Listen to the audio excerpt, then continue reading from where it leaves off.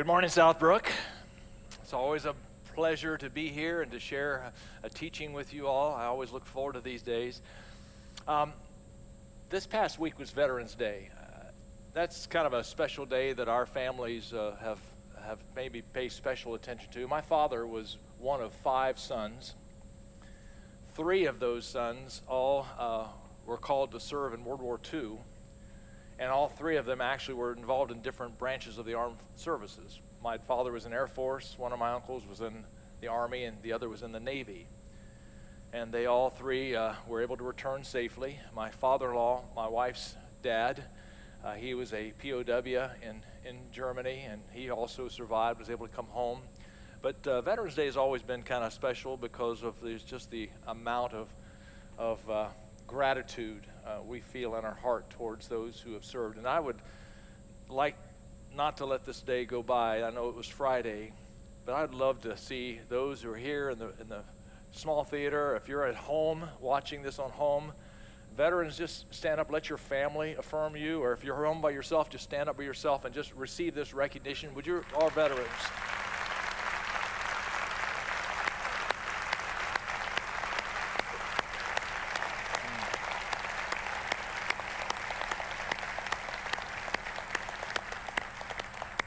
Applause seems so trite, but please understand that applause comes from a deep heart of gratitude towards what you have done and provided for us in our country and in our world.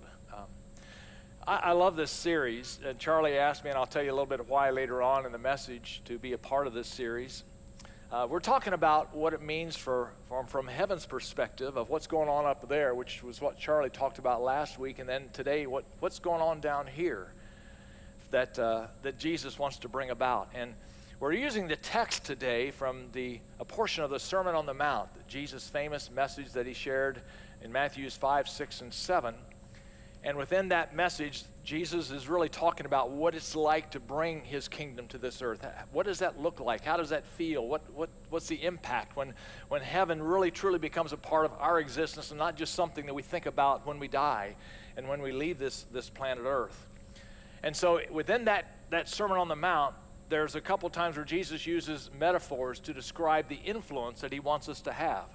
One of those metaphors was salt, be the salt of the earth. But then the second one, the one we're going to focus on today, is to be light, be the light of the world. So look at these verses of Scripture in Matthew 5, verses 14 and following, where he says, "You are the light of the world. A town built on a hill cannot be hidden. Neither do people light a lamp and put it under a bowl. Instead, they put it on its stand, and it gives light to everyone in the house. In the same way, let your light shine before others, that they may see your good deeds and glorify your Father in heaven." I don't know about you, but every time I think of that verse of Scripture, a song pops into my head that I learned, I say 100 years ago, and anymore, that's not much of an exaggeration. But it's a long time ago when I was a kid and it was in Sunday school class or vacation Bible school or maybe even in elementary schools have taken a version of this song. Do you know what song I'm thinking about? What is it? "This Little Light of Mine." Yeah, you're right on target with me. I decided I was not going to sing that for you for a couple reasons. One is because my voice is the same age as I am. And also because I really don't want it to go out on the internet forever and ever, amen. So I've invited a special guest to come up with me and sing this song for you. So Alexandra, would you come up and give her a warm welcome?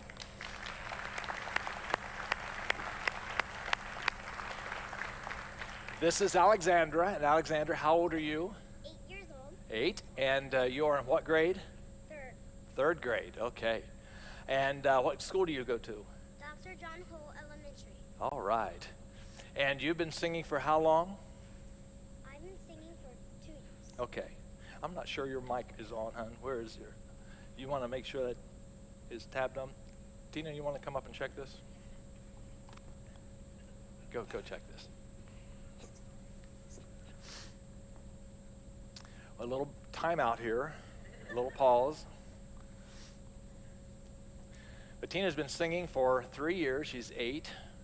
And she's going to sing this song, and she'll sing, there's 4 verses to it, and I really want you to pay attention to the verses because they are really the takeaways of this message. And especially when and if you want to sing along with her, do the motions, that's all great, all good and great. And is it on? Okay. Let me hear you again. This little light Okay, of mine. okay. I confused her. That's my bad. So you go to what's your elementary school that you go to? Dr. John Hull Elementary. Okay, and you've been singing since you were about 3 or so, 5 or so, and you love musicals, don't you?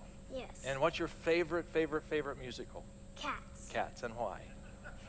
Because my mom performed in it. Oh, that's a good enough reason. Good. And who is your vocal coach? Miss Becky Barrett Jones. Is she here today? Yes, she is the best music teacher. Oh, and you want to point her out to the audience? Where is she sitting? Right. Okay. All right. And yes. And she happens to be my granddaughter's vocal coach as well, so you share the same coach. So I was telling everyone that they're going to listen to the words of the song because this is going to be our takeaways. And if you want to sing along with her, that's great. You can do the motions, all that, put your little light out there like she will. And when she gets to the last verse, though, she's going to say, shine all over. And what are you going to say? Centerville. Centerville, because that's where you're from. But I want you to be either saying out loud or thinking at least, where is your center of influence? Maybe it's going to be your hometown. I'm going to say Xenia. Maybe it's going to be your place of where you work. Maybe it's going to be your school that you go to. But think in terms of where do I want my light to shine all over? And then say it out loud when she gets to that verse, that 4th verse. And I want to hear all over this room and different rooms, different locations where we want our light to shine. Are you ready? Yes. All right, she's going to sing. This little light of mine, I'm gonna let it shine. This little light of mine, I'm gonna let it shine. This little light of mine, I'm gonna let it shine. Let it shine, let it shine, let it shine. Hide it under a bushel. No, I'm gonna let it shine. Hide it under a bushel. No, I'm gonna let it shine. Hide it under a bushel. No, I'm gonna let it shine. Let it shine, let it shine, let it shine. Don't let Satan it out. I'm gonna let it shine. Don't let Satan it out. I'm gonna let it shine. Don't let Satan it out. I'm gonna let it shine, let it shine, let it shine, let it shine. Shine all over Centerville. I'm gonna let it shine. Shine all over Centerville. I'm gonna let it shine. Shine all over Centerville. I'm gonna let it shine, let it shine, let it shine, let it shine. Let it shine, let it shine, let it shine. Woo.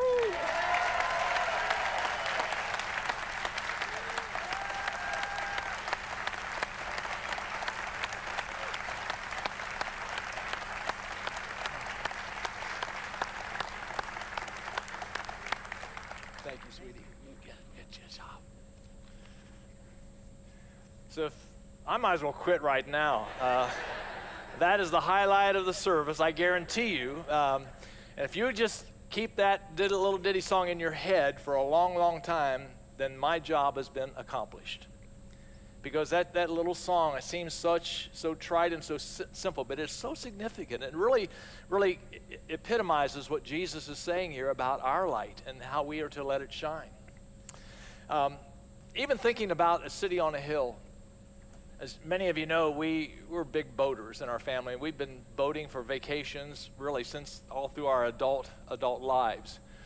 And we've boated on all the different lakes around here in Kentucky, Cumberland and Dale Hollow, and then more recently Norris Lake. But it was during the time we were vacationing at Dale Hollow. And we'd rented a houseboat with some other families from the church, and we having a great time. We docked and tied up our houseboat into a cove, and we were just enjoying the beautiful days there on Dale Hollow. And one afternoon, we had kind of gotten together, had all supper, and we were sitting around, and someone came up with the idea, let's take a night ride. And thought, I love night rides. So we all, there was about 7 or 8 of us that wanted to go. The others decided to stay on the boat. So we all got ready. One of the guys was going to take his boat, and I said, hey, you got lights and everything, don't you? Yeah, you got a spotlight? Yeah, so cool. So we all hopped in, and we headed over towards the dam at Dale Hollow and just spent a beautiful evening. We started to come back, and we make a wrong turn. We missed our turn and got up into a narrow little cove and realized that this is not where we should be. And I said, well, let's get the spotlight out so we can check it out. Well, the spotlight didn't work. And so now we're without any kind of light. Now, if you've ever boated in the evening, spotlights are not great navigation tools because they kind of mess up your night vision, but they're good, especially to check the coastline or any buoys that have reflective buoys markings to them so you can at least see where those are. But we don't ever drive with the spotlight just because it messes up your night vision. But this night, there was no moonlight at all. It was very, very overcast, and so it got dark really quickly. And after we found our way back on the main channel, by this time it is really dark. And I'm beginning to get a little anxious because everyone else is having a great time. They think, hey, Pete knows the lake, and so he'll get us back safely. And I'm thinking, it's a lot of responsibility. And I'm feeling really, really, really, really anxious because I couldn't see, and at nighttime, that lake changes drastically. Light reveals all the turns and all the things about the lake, but at nighttime it all kind of shrinks together, and all the trees, and you can't see where the lake turns or changes. You can't see anything, and this is before GPS, so we don't know anything about it. We can't just follow a GPS map. I'm trying to find our way home, and I'm really anxious about it. And I can't relay that to everyone else because they're having a great time. One guy's even asleep on the bottom of the boat. He's taking a nap. But I remembered the lodge at Dale Hollow. The lodge sits way up on a hill, and the cove we were anchored in or tied up to was really just across from the lodge. And I kept watching for the ambient light of the lodge. And I will never forget when I finally able to see that light and knew that we were headed in the right direction, the peace and the calm that came over me. And everyone else was still fine.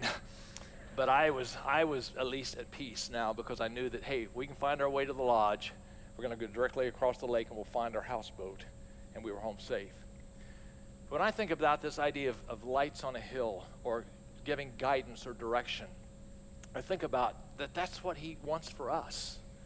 That's what it's like for us to be his kingdom on earth, that we are here to provide light, guidance, safety, warmth, even warning sometimes, or direction to others in our world, in our circle of influence.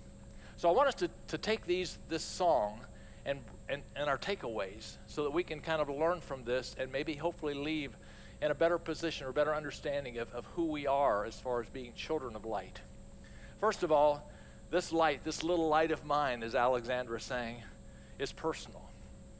It's something that when he says, you are the light of the world, the word you is used in what's called the emphatic language, which means it's you.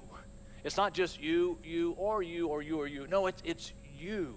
And it can be used in any context, in any culture, in any time of life. It can be used just as much today as it was when Jesus said those words centuries ago. You, emphatically, you. I have no other plan. There's no other source of light. You are the light of the world. And it's very personal. And I know sometimes we think, well, my light is so small, so insignificant. Listen, don't ever compare to confuse size with significance. Don't ever do that.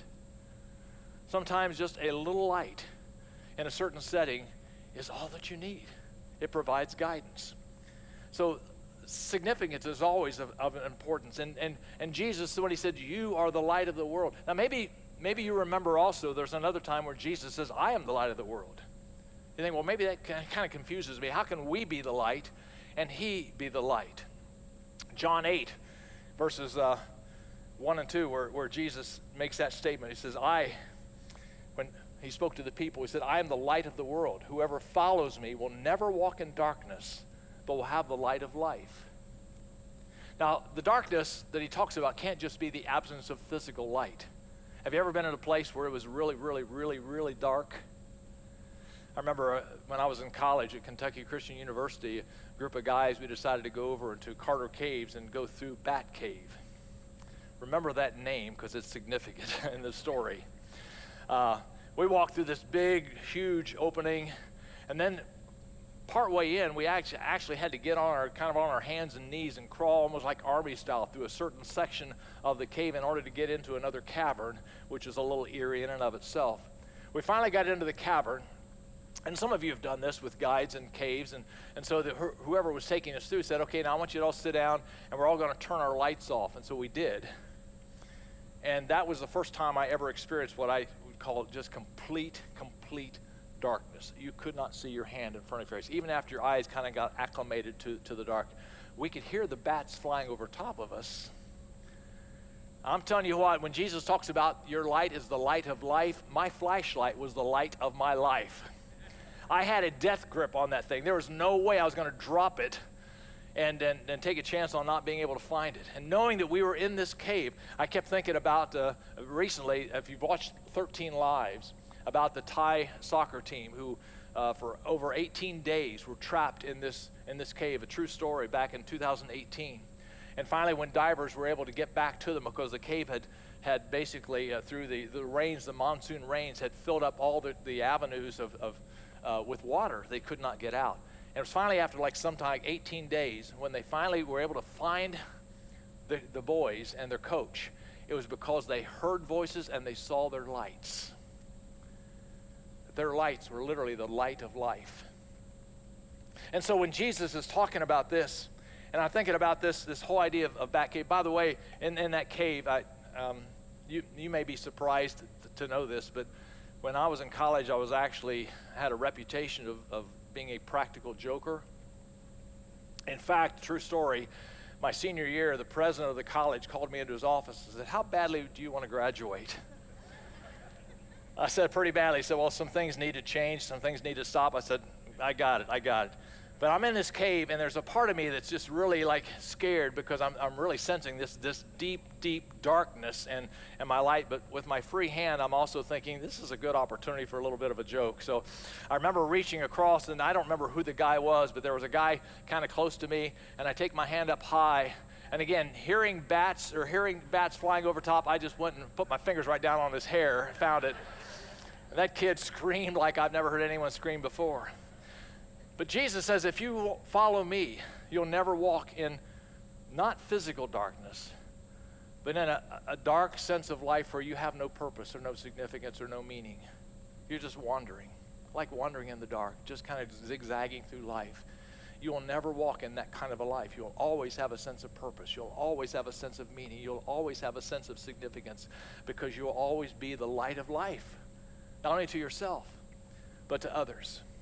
And so this whole idea that our light is personal, it really is. And it's so important and so personal that it also needs to be protected. So when Alexandra is saying, hide it under a bushel, no. Or don't let Satan blow it out. That means this light needs to be protected. It's so important, so significant. Do whatever you can. And that's my responsibility for my light. And it's your responsibility for your light to protect it. Because we can allow things to come in and kind of take that away. The houses in Palestine were dark. You didn't walk in like we do in our houses. There's a house out on maybe you know whose it is. Maybe it's someone here it's light. It's all lit up. It's crazy lights. And you can walk in and flip your switches on. I find myself, and I know I'm getting older, when I'm walking through the house and I'm turning lights off more than I'm turning them on. But we don't have on and off switches. This light is in the houses in Palestine were so important. And oftentimes, because they were so small, they only had one window, and the window would maybe be no more than 18 inches across. And so the light then was a lamp, like a sauce bowl type of event, and it was placed up on a lampstand, just a piece of wood to put it up higher, and it was full of oil. And there'd be a wick floating in it. And once that wick was lit, it was really difficult to rekindle that because there's no butane lighters or matches or things like that. So they would try to keep that light lit all the time. And even when they would leave, they would oftentimes take it off of the lampstand then and put it down and put an earthen bushel over it where it could still get oxygen, but still, and protect, not cause a fire, but it could still be lit. And when they would come home, they'd take the lamp and put it back up then on the lampstand. And I think what Jesus is saying here is that there's no need for us ever to go somewhere. Our lights are always to be lit, always to be there and provide light for everyone in the house. That light is to be protected. We can allow that light to be unprotected at times. How many of you saw the lunar eclipse this past week? I wanted to.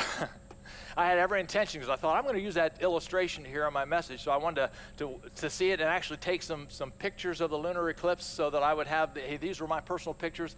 And I totally forgot about it until it was already over with. So I grabbed some pictures from the internet. And but if you saw it, you know what a lunar eclipse is, you understand. Hey, when we were learning back in elementary school or even junior high school, you learned that the moon doesn't have its own source of light, does it? The moon just takes the reflection off of the sun, and that's why it always looks so bright. Whenever you walk out and say, boy, isn't the moon bright tonight? Well, not really, but it is because it has a clear reflection off the sun. And so an eclipse occurs when the earth positions itself between the sun and the moon, and oftentimes then that shadow of the earth then causes the moon to look partial or eventually totally eclipsed because the earth's shadow gets right in the middle. And whenever I think about my light, I think about things like that I don't want anything from my life, the cares of this world, my own sin, my own selfishness, to get in the way of a clear reflection of the Son of God in my life. Because that's what's eventually going to provide light and warmth for everybody else, is a clear reflection of the sun. So that's how we can protect the light, is make sure we don't get in the way. Make sure the things in my life that I'm always looking to the example of Jesus to follow him. Because when he provides light in my life, that provides a moon then for us to shine for everyone else. So the idea is to protect it. Here's the third takeaway. When Alexandra sang the song, she said, shine all over, and we all at least thought of, hopefully, named our circles of influence. That shows the purpose of this light. That Jesus wants us to have an influence wherever we are. That this light is always to shine and always to glow. And if I'm at work, if I'm at school, if I'm out and about in a restaurant or doing whatever it might be, that there's always a source of light that's coming from my life. Jesus says, this light provides light for whom? Everyone in the house. Do you know when Jesus made the statement back in John 8 when he said, I'm the light of the world? It's kind of interesting when he made that statement because John says it's very early in the morning. So picture with me, if you will, as Jesus standing in the temple, and maybe the sun is starting to rise, and the rays of the sun are starting to come into the temple, and all the different hues and refractions of light that are just causing this place to become so beautiful. It's also a time when Jesus said this, or when John says this was during the Feast of the Tabernacle. That was an annual Jewish feast that the Jews had to remember them coming out of Egypt and into Israel. Specifically, the way God directed them and guided them, because if you remember the story, God led them during the day by a cloud and by night by fire, the light of fire. So his presence, his guidance was always there. So inside this temple was also these 4 giant 75 feet tall candelabras. And they were lit at night. So that maybe when Jesus is talking about this, maybe those candelabras are still lit. And scholars would tell us that those candelabras were so tall and so powerful that at night they would not only illuminate the temple, but it could be seen throughout the city. It's in this context, in this setting, that Jesus said, I am that light. I am that light. I'm going to provide guidance for you. It's not going to be a cloud anymore, and not by fire, but it's going to be me. And guess what? That's you and I now. We are the light of the world. And that's the scope or the purpose of our light, is that we might provide light for whom? Everyone in the house. Some of the ancient Jews thought it was just for them. the nation of Israel. Jesus says, no. It's for everyone in the house. No one is to be excluded from this light, from my influence. And Jesus modeled that, didn't he? Everywhere he went, it made no difference. Man, male, female, old, child, middle-aged, married, unmarried. In fact, in the multitudes that followed him, the gospel writers oftentimes use the word the tax collectors and Pharisees and the sinners were there. Now, it wasn't just to label people; it was how they labeled people. Well, you're not one of us. You're this. And Jesus never made a distinction. Never made a distinction. In fact, in John 8, when he said, "I'm the light of the world," if you read back through the Gospel of John, you'll see what happened just before that was when a woman was drug out of a house, placed before him, and said, "Here, she'd been caught in the act of adultery. What are you going to do?" Jesus knew it was all a setup. For one, where's the man? An act of adultery usually requires two people. So where's the man? And he knew it was basically testing him. And so he kind of hangs around and he writes in the sand. If you read the story, I love this whole story. And then finally he says, okay, I guess if you're without sin, go ahead. You can be the first one to throw a stone. And no one did. And they began to leave one by one, the oldest, probably the longest list of sins, to the youngest, until finally she was there by herself. And I've always been amazed. Why did she stay? This would have been her chance to bolt. How embarrassed she must have felt. How humiliated, probably partially clothed. And why did she stay? It's because it was Jesus. There was something about him that caused her to stay. And that's when he said to her, and by the way, this is a term of endearment in the scripture. Guys, don't say to your wife, "Hey, woman," that is not a term of endearment today. It was in Jesus' day. It was basically him saying, you have value, you have worth. You are not what they say you are. You are not the person they've labeled you to be. You are a divine, God-gifted woman. Where are your accusers? She said, they've gone. And then Jesus, of course, said, I don't condemn you either. Now go and live a different life. Live a life of purpose and meaning and significance. And that happened just before he makes this declaration, I am the light of the world. And so what's the scope of your life? I'd like to take a couple minutes because I believe that one of the real values of City Lights is it's not a program. It's not something that you join. It's just basically our desire to help every person to see that we have a source of light, and that he wants us to be that moon, that reflection of light, to Christ. And my role here at SouthBrook is as a what's called a regional City Lights pastor. Steve Holt is also has the same title. Leah Sparling is our City Lights director. And really, our challenge is simply to find opportunities where we all can shine our lights in a very organic way. Some of those are we go all the way from macro to micro. Some of those are macro events where they're big. They're partnerships with other organizations, other churches, other nonprofits, and things like that, where, for example, the Operation Christmas Child is a good example of that, where we're joining together. Backpack Sunday, we joined together with other groups. Even the Operation Rescue down in Western Kentucky is a partnership. And those are all macro events where we say, here's opportunities we can let you guys know about. Usually they'll be announced from the stage here or on our website to say, here's opportunities for you to shine in these various areas, in these various manners and ways. Now here's the opportunity, and you can choose to do it or not. But then they go from like macro to kind of like in between. More regional or maybe local kinds of initiatives or opportunities. They're not any less significant, but they're just as important, but they're just different. They're just not as macro, they're not as big. We have a lot of different community groups that meet needs, that serve, and I can't begin to list all of those, but there's a lot of them. They're just groups that have come together and they've locked arms together and say, hey, let's make a difference in our community in Miamisburg and Centerville and Bellbrook and Xenia and different regions. And they basically, the way you're informed of that is we just need contact information. If you want to be a part of something more regional, then you can go to the City Lights area and say, hey, I want to be informed of some of these more regional or local events where I can become a part of that. I know even in the Centerville area, there's 2 ladies that will be out the kiosk even today who are gathering together new underwear and socks for some of the underprivileged, resourced kids and families in the whole Centerville, Dayton area. And they're actually going to have a Christmas store open. And they need lots and lots of clean underwear and clean socks, brand new socks and underwear.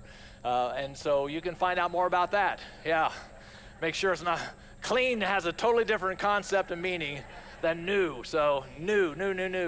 And you can find out more about that. That's more regional, more local, but just as significant. So don't minimize its importance. We have groups from our young adults groups, for example. Just this past week, someone in their group needed a safe place to stay and needed some help. And so they just responded. They didn't need to get permission for that. They didn't need to inform anyone. They just did it. They were just being light to a friend of theirs in need. A young lady started a group at the University of Dayton to say, I just want to develop a group of people whereby we can pray together, we can learn together, we can grow together. And so they're doing a Discovery Bible study in the University of Dayton. Again, just to be light. Didn't have to ask permission to do this. Didn't sign up anywhere. They're just doing it. And I could give you story after story after story after story. That's just more of a micro level then.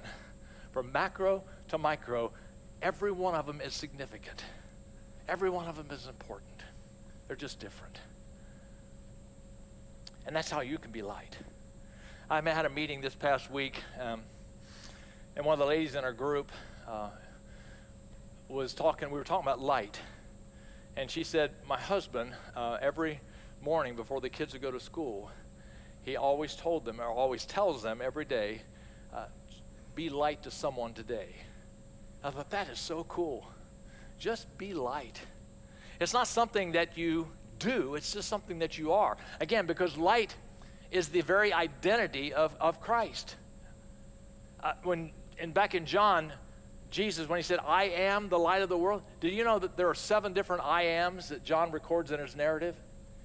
And there's 7 I ams because they all declare the nature of God. I am the bread of life. I am the vine. I am light. It's not something I've decided to do. It's not an on and off switch. It's just something that I am. Some of you have taken the opportunity this past week because of how warm it's been to put up all your Christmas lights, haven't you? I saw the hands.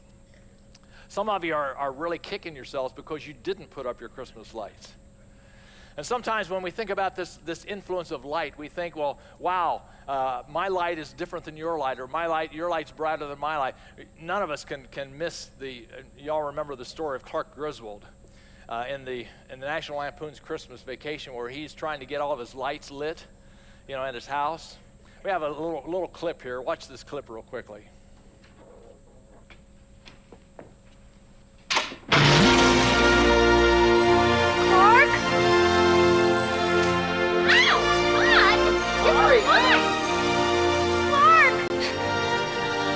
Honey, I think I know what's wrong.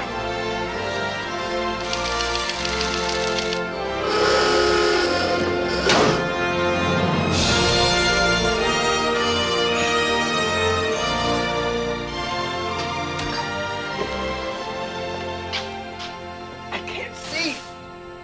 No.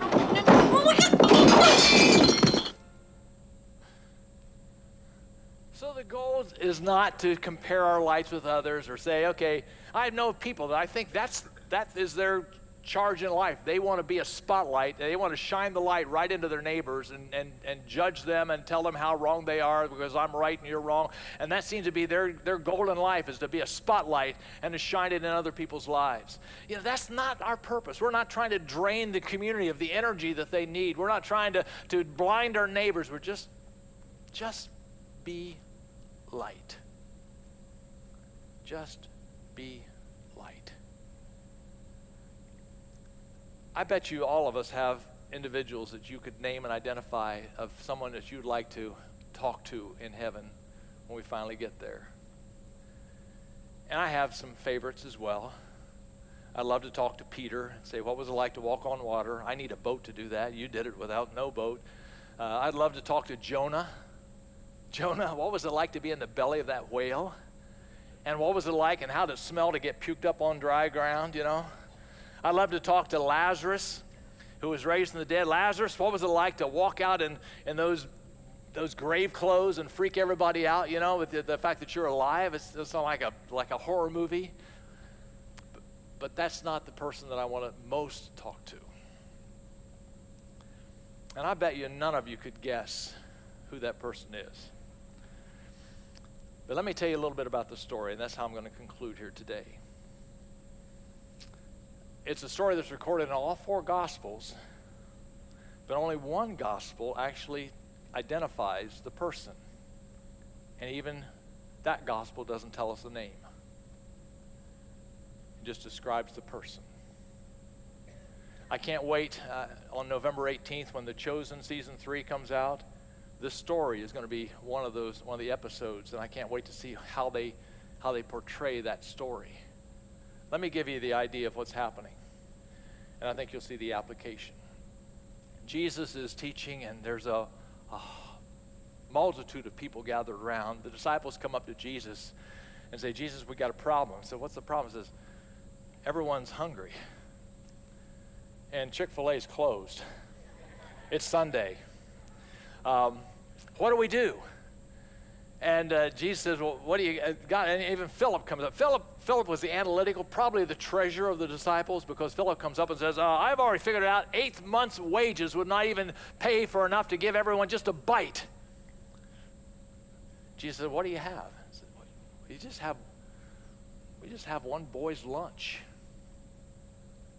John's the only one who says it was a young boy. Matthew, Mark, and Luke just say there's fish and loaves. Well, bring the boy here. Have everyone sit down. And this boy who left that morning with a sack lunch of 5 loaves and 2 fish, thinking, that's what a small little lunch I have today. What a small little light. It's just lunch. That's all it is. But not with Jesus. So I can only imagine, this is what I want to ask about. What was it like to stand there and watch Jesus take your bread and start giving it out, and giving it out, and giving it out, and giving it out, and giving it out, and giving out. The same with the fish, giving it out more and more and more and more and more, to the point that everyone not only had enough, they were completely filled and had baskets loads of leftovers. And what was that like to watch your little lunch, your little light, shine in so many people's lives and meet so many needs?